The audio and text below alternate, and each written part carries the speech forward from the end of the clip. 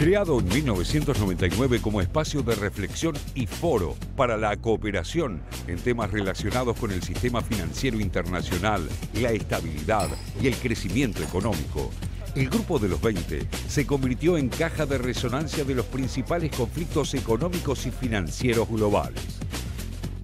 Avanza el proteccionismo, se expande el nacionalismo y el rechazo de los países centrales a la incorporación de inmigrantes a su economía, todo lo cual habla más del retroceso que de avances en la cooperación internacional.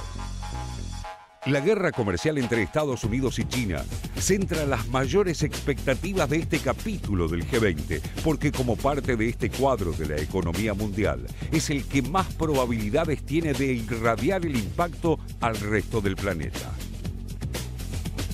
We are the two largest economies in the world. How can you really disengage these two economies? We are so interdependent, and we have shared responsibility to the global economy. I don't know if people really realize the possible consequences, the impact, the negative impact if there's such a decoupling. En su último informe económico mundial, el Fondo Monetario advirtió que la tensión en la guerra de aranceles entre Estados Unidos y China obstaculiza la recuperación del crecimiento mundial, que parece estancado en una tasa del 3,7% anual para el año en curso y el siguiente. I think we're very close to doing something with China, but I don't know that I want to do it because what we have right now is billions and billions of dollars coming into the United States in the form of tariffs or taxes.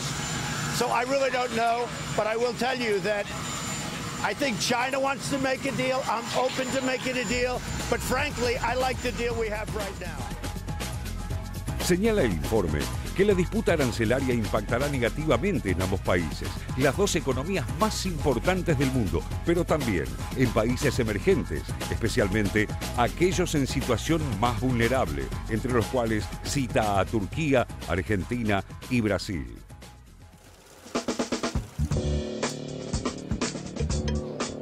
Las crisis cambiarias en los llamados emergentes ha sido otra consecuencia del proteccionismo de los países centrales que obliga a los periféricos a implementar mecanismos de autodefensa. El precio del petróleo, del cual dependen de modo crucial varias economías, ingresó en un sendero de inestabilidad e imprevisibilidad, también como reflejo de las políticas de las grandes potencias.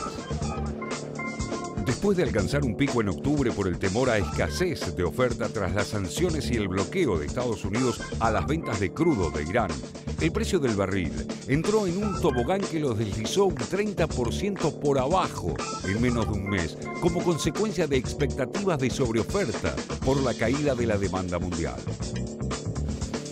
Arabia Saudita, en medio del escándalo por la responsabilidad de su gobierno en el asesinato del periodista Jamal Khashoggi, fue felicitada por Donald Trump, quien le agradeció su esfuerzo como principal exportador mundial para mantener bajo el precio del petróleo.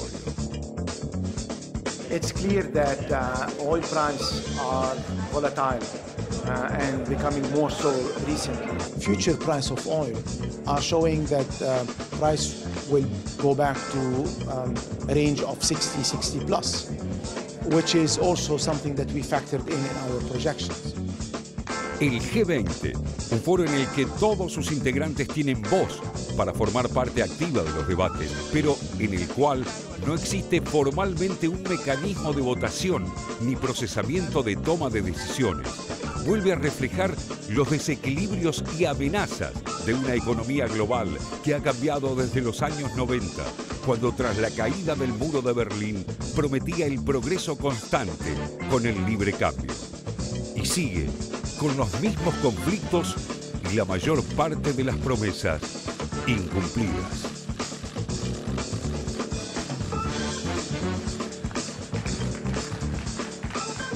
Nada mejor que hablar de temas tan complicados y tan complejos con gente que sabe mucho, con expertos, como Roberto Bouzas, profesor de la Universidad de San Andrés, investigador. Gracias por estar con nosotros esta noche, que es una noche especial en la que si siempre queremos entender, hoy queremos entender más que nunca. Y la primera pregunta que quiero hacerte tiene que ver con un momento en donde el multilateralismo está como concepto siendo cada vez más degradado por muchos líderes, como señalábamos antes, no es solo Donald Trump, sino que empieza a aparecer, digamos, esta cuestión neoproteccionista por parte de varios de los países. ¿Y tiene sentido pensar en estos consensos si todos van a cerrarse?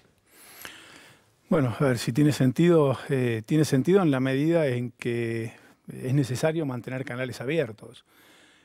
Ahora, al mismo tiempo, el hecho de que esas fuerzas que miran hacia adentro sean cada vez más influyentes, le coloca límites bastante claros a lo que estos foros pueden alcanzar. Pero creo que el sentido de su existencia está justificado. Lo que no está justificado es el optimismo exagerado, diría, sobre sus resultados. Y, por ejemplo, mientras está todo el mundo mirando lo que tiene que ver concretamente con lo que se llama, muchas veces los periodistas para facilitar las cosas utilizamos imágenes como la guerra de aranceles y demás entre Estados Unidos y China, cuando uno espera que a partir de un encuentro surja algo. ¿Cómo estás mirando vos ese encuentro que debería producirse mañana si no lo levanta Trump antes? Sí, bueno, a ver, yo creo que al margen de la reunión que pueda haber y del resultado de la reunión, aun cuando si el resultado de la reunión fuera positivo, es decir, si hubiera una declaración conjunta, si hubiera una postergación por parte de la administración norteamericana de la próxima fase de aumento de los aranceles para fines de año, yo creo que el conflicto económico entre China y Estados Unidos está para quedarse. Es un conflicto que no tiene que ver estrictamente con comercio, tiene que ver con comercio, pero el comercio es un emergente, es un conflicto mucho más profundo entre modelos diferentes de vinculación entre mercado y Estado, lógicas diferentes de política industrial, y un país grande como China, no era grande hace 10 años o hace 15, hoy es un país grande, que está tratando de desarrollar capacidades autónomas en sectores de punta. Es decir, no es ya una economía que está apenas produciendo bienes intensivos en trabajo no calificado, mano de obra barata, sino que está en muchos sectores en la frontera o muy cerca de la frontera tecnológica.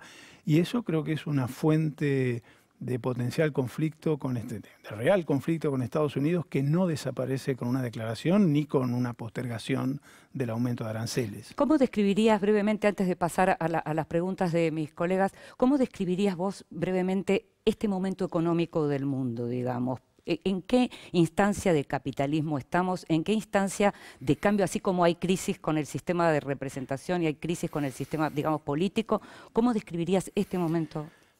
A ver, es una pregunta difícil de responder, pero yo creo que si tuviera que sintetizar una idea creo que lo que hay es un desacople entre el grado de integración que las economías nacionales han alcanzado y la capacidad de las instituciones políticas de gestionar esa integración, tanto de las instituciones internacionales como de las instituciones políticas nacionales, porque esa integración también ha generado profundas tensiones al interior de los países. Claro. Creo que ese desacople es el dato estructural tal vez más relevante del momento actual, ¿no? Claro.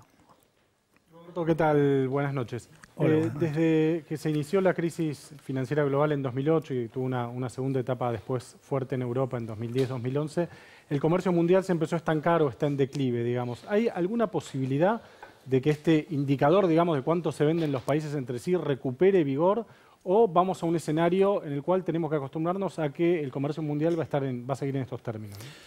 Bueno, el comercio mundial durante mucho tiempo creció mucho más rápido que la producción.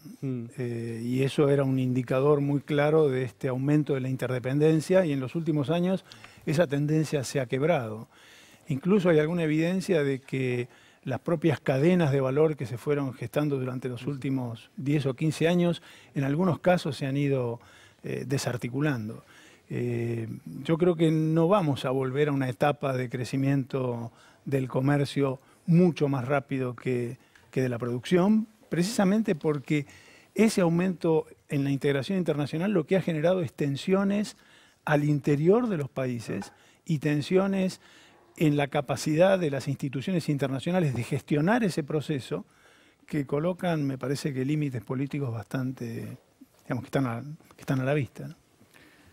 Roberto, uno ve los resultados y las dificultades que existe, por ejemplo, en el contexto del G20, las discusiones, ve que Naciones Unidas tampoco es un ámbito muy propicio, ve como los tratados o uniones, por ejemplo, la Unión Europea también tienen ciertas dificultades. ¿Cuál sería el mecanismo hoy para la intervención en esa discusión, por ejemplo, de países que no son potencias? Uno piensa en el BRICS y parece que se hubiera diluido en el aire en los últimos años. ¿Hay algún mecanismo que garantice por lo menos la participación de países periféricos o emergentes en esta gran discusión? A ver, yo creo que más que una gran discusión, lo que hay es un gran problema. Digamos, no hay tanto una discusión sobre cómo gestionarlo, sino que hay un problema de dificultad para gestionarlo. Y para países como la Argentina eso plantea un escenario extremadamente complejo. Creo que, digamos, la declaración conjunta, o la declaración que no fue conjunta, que se hizo hoy después de la reunión del presidente Trump y el presidente Macri, en donde se calificó a la economía china de depredatoria, creo que es un indicador de la dificultad de surfear ese mundo de conflicto, porque es evidente que esa frase no fue una frase que fue producto del error. Yo creo que en este momento lo único que no se puede ser es naïf. En este momento lo único que no se puede tener es una lectura simplista del mundo, pensando que la amistad es lo que va a conducir, y la proximidad y la simpatía es lo que va a conducir los vínculos con el resto del mundo. Creo que esa sería la lección que yo sacaría. No tengo otras recetas sobre qué hacer. Buenas noches, Roberto. Hola.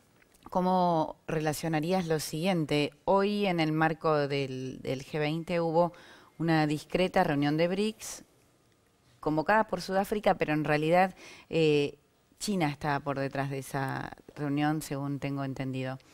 Por el otro lado, hubo una discreta, pero que avanzó muchísimo, firma del final de documentos entre los Estados Unidos, México y Canadá para su nuevo acuerdo de NAFTA, a pedido de Donald Trump, con su juego que vimos de apretar mucho, de tirar todo y ahora negociar esto.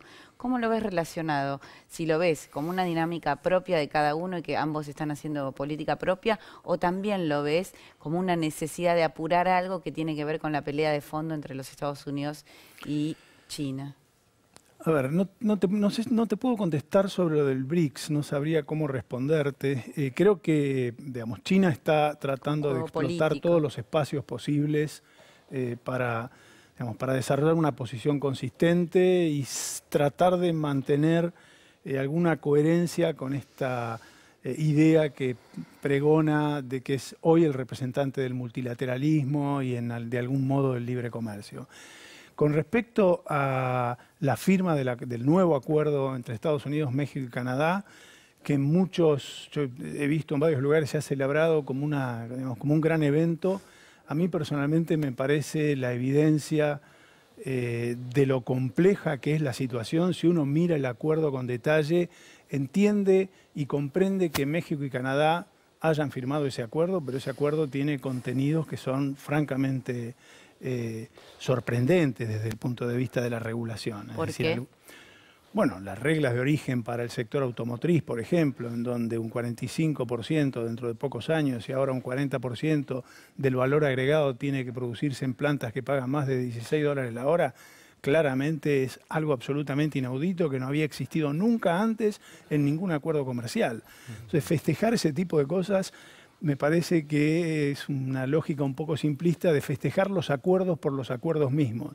Y los acuerdos son importantes en función del contenido que tienen y no en función de que se realizan. Igual que las declaraciones, igual que los comunicados conjuntos, igual que toda empresa cooperativa. Hay 445 tratados de integración económica en el planeta y da la impresión de que la mayoría está en revisión en este momento, con una nueva modalidad, que es la ruta de la seda china. ¿Cree que puede cambiar esta nueva modalidad, puede cambiar esos tratados que ya están firmados y que no solo incluyen a Estados Unidos?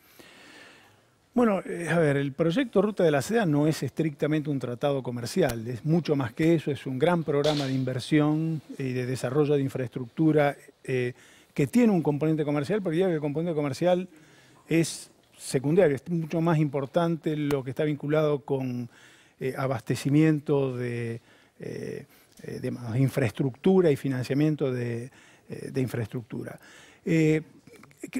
A ver, las dificultades que están teniendo muchos acuerdos preferenciales de comercio creo que también son un reflejo de esta tensión a la que hacíamos referencia antes, ¿no es cierto?